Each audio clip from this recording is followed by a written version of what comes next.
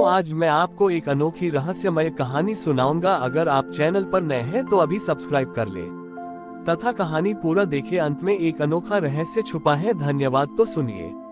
एक युग की बात है जब देवलोक में चारों ओर उल्लास था, परंतु एक कोने में ज्ञान के भंडार बृहस्पति देव अत्यंत चिंतित और उदास बैठे थे। उनकी उदासी का कारण ये था कि देवताओं और मनुष्यों के बीच विश्वास का धागा क्षीण होता जा रहा था। मनुष्य तर्क और भौतिकता में इतना खो गया था कि वह देवताओं के आशीर्वाद और मार्गदर्शन पर संदेह करने लगा था। यहाँ तक कि सबसे सच्चे भक्त भी प्रार्थना करते समय संशय में रहते थे कि क्या उनकी पुकार सुनी जा रही है या नहीं। बृहस्पति देव को लगा कि यदि विश्वास समाप्त हो गया तो धर्म का आधार ही ढह जाएगा। वह अपनी व्यथा लेकर क्षीर सागर पहुँचे, जहाँ भगवान विष्णु विश्राम कर रहे थे।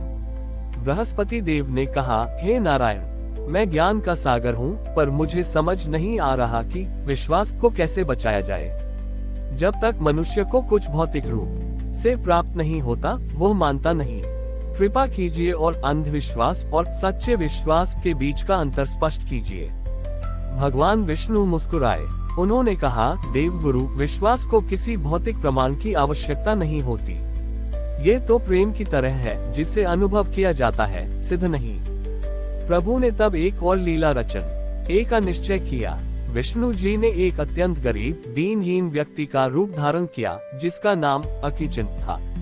अकिचन एक दूरदराज के जंगल में रहता था और रोज नदी पार करके एक छोटे से शहर में काम की तलाश में जाता था। उसकी एकमात्र संपत्ति एक छोटी सी पुरानी नाव थी। अकिचन बहुत धार्मिक था। वह हर रोज नदी पार करने से पहले पानी में खड़े होकर पूरी श्रद्धा से भगवान विष्णु का ध्यान करता था, भले ही उसके पास कोई मूर्ति या चिन्ह न हो। एक दिन घनघोर वर्षा हुई।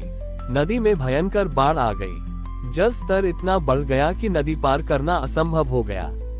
शहर में काम पर न जाने का मतलब था उस दिन भूखे रहना। अकिचन किनारे पर आया। उसने अपनी छोटी सी नाव देखी और एक पल के लिए घबराया, क्योंकि उसकी नाव इतनी भयानक धारा में टिक नहीं पाती। तभी उससे अपने मन में एक ध्वनि सुनाई दी, जैसे कोई कह रहा हो, अकिचन, चिंता न करो। यदि तुम्हारा विश्वास सच्चा है तो तुम अपनी नाव को राम नाम लिखकर पार कर सकते हो। अकिचन ने आंखें बंद की, गहरे में सांस ली और बिना कोई तर्क लगाए एक टूटे हुए लकड़ी के टुकड़े से अपनी नाव के पतवार पर बड़े बड़े अक्षरों में राम नाम लिख दिया। उसने अपनी नाव को जल में उतारा। आश्चर्यजनक रूप से जैसे ही राम नाम वाली नाव जल को छूती, पानी की धाराएं शांत हो जाती थीं। वह आसानी से बिना किसी भय के उस विकराल बाढ़ को पार कर गया। शहर में बृहस्पति देव एक साधारण यात्री के वेश में ये सब देख रहे थे। उन्होंने सोचा, आहा, ये है सच्चा विश्वास। इसे किसी मूर्ति, मंदिर या तर्क की आवश्यकता नहीं है, बस नाम का सहारा लिया गया। अगले दिन बृहस्पति देव स्वयं अकिचन के पास गए। उन्होंने उससे पूछा, तुमने कल इतनी भयानक नदी कैसे पार की? तुम्हारी नाव तो बहुत पुरानी है। अकिचन ने गर्व से राम नाम की ओर इशारा किया और कहा, इस नाम के प्रताप से मैंने सुना है कि यदि विश्वास सच्चा हो तो भगवान का नाम ही पर्याप्त है। बृहस्पति देव ने सोचा कि यदि मैं भी यही करता हूँ तो लोगों को यह विश्वास हो जाएगा। उन्होंने अकिचन से विदा ली और खुद नदी किनारे गए। उन्होंने अपनी धोती के कोने में बड़े बड़े अक्षरों में विष्णु का ध्यान करते हुए राम नाम लिखा। उन्होंने संकल्प किया कि वह जल पर चलकर नदी पार करेंगे बिना नाव के, ताकि राम नाम की शक्ति का प्रदर्शन कर सकें। बृहस्पति देव ने पूरी शक्ति और ज्ञान के साथ पानी पर पहला कदम रखा। आश्चर्य, उनका पैर हवा में ही स्थिर रहा। उन्होंने उत्साह से दूसरा कदम रखा, वह भी स्थिर रहा। वह नदी के बीचों बीच पहुंच गए। तब उन्होंने सोचा, ये नाम की शक्ति अद्भुत है, पर यह गरीब अकिचन नाम लिखकर नाव में क्यों बैठता है? मैं तो पैदल ही पार कर रहा हूँ। बृहस्पति देव के मन में अपनी शक्ति और ज्ञान पर अहंकार का एक सूक्ष्म विचार आया। जैसे ही उन्होंने यह विचार किया कि वह अकिचन से अधिक सामर्थ्यवान है, उनका अगला कदम तुरंत पानी में डूब गया। वह गिर पड़े और नदी की तेज धारा में बहने लगे। अचानक अकिचन अपनी नाव लेकर वहां आया और उन्हें बड़ी मुश्किल से बाहर निकाला। बृहस्पति देव, जो ज्ञान के भंडार थे, कांपते हुए किनारे पर खड़े थे। उन्होंने अकिचन से पूछा, तुमने क्या किया? मैं तो डूब गया, पर तुम हर दिन आसानी से पार करते हो। अकिंचन ने मुस्कुराते हुए कहा, महाराज, मैंने कल रात सुना था कि किसी ने मेरी नाव पर राम नाम लिखने को कहा था। मेरा विश्वास उस नाम में था, इसलिए मैंने नाव पर लिखा और उस पर बैठ गया। मेरी नाव डूब सकती थी, पर मुझे पूरा विश्वास था कि नाम मुझे बचाएगा। अकिंचन ने फिर बृहस्पति देव की भीगी हुई धोती की ओर इशारा किया और कहा, परंतु महाराज, आप तो राम नाम को लिखकर अपनी धोती में छिपा रहे थे। इसका मतलब है आपको उस नाम की शक्ति पर शक था। आप नाम को सिद्ध करना चाहते थे, उस पर विश्वास करना नहीं। उस पल बृहस्पति देव को ज्ञान प्राप्त हुआ। उन्होंने देखा कि अकिंचन की सादगी और उसकी नाव में बैठा उसका सच्चा विश्वास उनके स्वयं के अहंकारपूर्ण सिद्ध करने के प्रयास से कहीं अधिक शक्तिशाली था। बृहस्पति देव समझ गए कि सच्चा विश्वास वह नहीं है जिसे सिद्ध किया जाए, बल्कि वह है जिसके सहारे व्यक्ति स्वयं को पूरी तरह समर्पित कर देता है। विष्णु जी ने अपनी लीला समाप्त की। उन्होंने ये स्थापित किया कि सृष्टि में ज्ञान आवश्यक है, पर विश्वास उसका आधार है। और सच्चे विश्वास का सबसे बड़ा प्रमाण यह है कि वह आत्मसमर्पण की मांग करता है, किसी बाहरी चमत्कार की नहीं। बृहस्पति देव को जब ये ज्ञान प्राप्त हुआ कि विश्वास तर्क से परे है और अकिंचन का सरल समर्पण उनके ज्ञानपूर्ण प्रयास से कहीं अधिक श्रेष्ठ है, तो उनका अहंकार पूरी तरह से टूट गया। वे उस साधारण किसान अकिंचन के चरणों में गिर पड़े। अकिंचन घबरा गया। उसने हाथ जोड़कर कहा, हे श्रेष्ठ पुरुष, आप कौन हैं?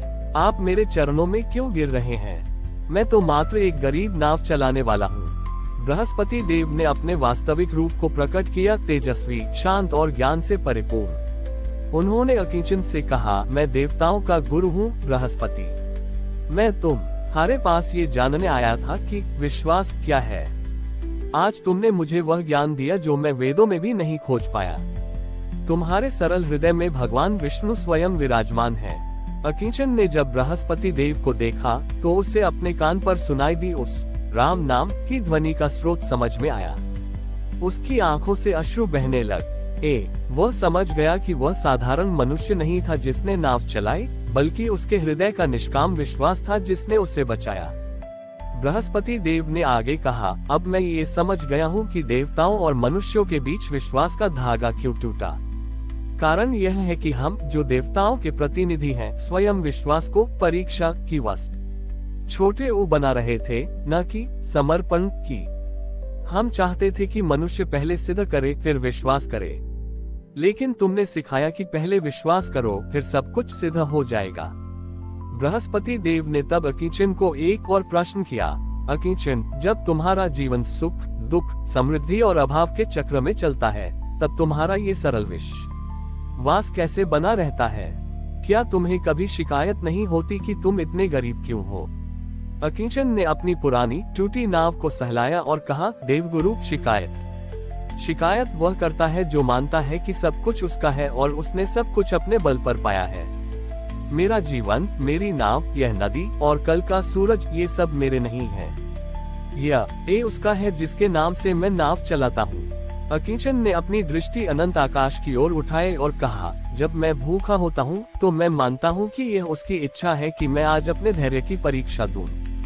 जब मैं पार हो जाता हूँ तो मैं मानता हूँ कि यह उसका प्रसाद है। जब नाव टूटती है तो मैं जानता हूँ कि वह मुझे सब छोटी खा रहा है कि मैं केवल भौतिक चीजों पर निर्भर न रहूं। मेरा विश्वास यह है कि वो मुझे कभी न कभी सबसे बड़ी आवश्यकता में अकेला नहीं छोड़ेगा, और उसकी सबसे बड़ी आवश्यकता तो उसकी स्मृति ही है। यदि मैं उसे याद रखता हूँ तो वह मुझे याद रखता है। बृहस्पति देव को लगा जैसे साक्षात नारायण स्वयं इस किसान के मुख से बोल रहे हों। उन्हें अपने सारे ज्ञान और तपस्या का अंतिम सार मिल गया था। जीवन की हर परिस्थिति को बिना किसी शर्त के स्वीकार करना ही सर्वोच्च भक्ति और परम विश्वास है। बृहस्पति देव ने अकिंचन को गले लगाया और उसे आशीर्वाद दिया कि उसका नाम और उसकी कथा युगों युगों तक सरल विश्वास के प्रतीक के रूप में जानी जाएगी। जब बृहस्पति देव वैकुंठ लौटे तो उन्होंने भगवान विष्णु से ये लीला रचने के लिए धन्यवाद दिया। विष्णु जी ने कहा, देवगुरु, मैंने तो केवल एक निमित्त का उपयोग किया। यह अकिंचन स्वयं अनन्य भक्ति का अवतार था। मैंने तुम्हें ये दिखाया कि मैं न बड़े मंदिरों में हूँ, न ही जटिल मंत्रों में। मैं तो उस सरल हृदय में हूँ जो मुझे राम नाम से पुकारता है और जिसका जीवन पूरी तरह मुझ पर निर्भर है। और इस प्रकार बृहस्पति देव ने देवलोक में ये घोषणा की कि ज्ञान का चरम विश्वास है और विश्वास का चरम पूर्ण समर्पण है। उन्होंने देवताओं और मनुष्यों दोनों को सिखाया कि जीवन के हर अभाव को भगवान का प्रसाद समझो और हर प्रयास को एक पूजा। तभी विश्वास का धागा फिर से अटूट हो सकेगा। ये कहानी ब्रह्मांड में एक नए सिद्धांत के रूप में स्थापित हुई जिसे अकिंचन भाव कहा गया, अर्थात सब कुछ ईश्वर का मानकर स्वयं को दीन और साधनहीन अकिंचन जानकर किया गया निष्काम समर्पण।